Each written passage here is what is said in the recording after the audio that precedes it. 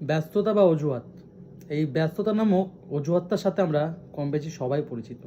এই অতি ব্যস্ততায় অনেক সম্পর্কে চোখের সামনে আমি ভাঙতে দেখেছি। সিরিয়াসলি কারো কাছে এখন একটুখানিও সময় নেই কথা বলার। আর ধৈর্য শব্দটা জীবন থেকে বাদ পড়েছে অনেক দিন আগেই। তবে কেন জিজ্ঞাসা করলে সবার মুখে কিন্তু কারণটা প্রস্তুত থাকে ঠিকই। আর এই কথাটা আমার থেকে ভালো তোমরা ভালো বুঝতে পারবে। আসলে এটা অজুহাত না ইগনোর করার কৌশল মাত্র। কেউ কেউ আবার কাজের চাপে কথা না বলে খোঁজ নেওয়া ভুলে গিয়ে সরে যায় ঠিকই। কেউ কেউ আবার অনেক দায়িত্বের কথা বলে নিজের অনুপস্থিতি জানান দেয়। আসলে এই সরে যাওয়ার সিদ্ধান্তটা অনেকদিন আগেই নেওয়া হয়ে গেছে তার।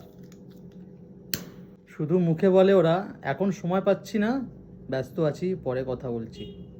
হুম, কিন্তু পরে আর সময় হয় না তার। অ্যাকচুয়ালি সেই পর আর কোনোদিনও আসেই না তারপর। এই শহরে না ভালোবাসা খুব তাড়াতাড়ি ভাঙে না। দূরত্ব বাড়তে বাড়তে যখন দুটো মানুষের রাস্তা এক থেকেও আলাদা হয়ে যায়, ঠিক তখনই মাঝখানে চলে আসে এই অজুহাত। কি অসম্ভব সুন্দর এই শব্দ না, অজুহাত।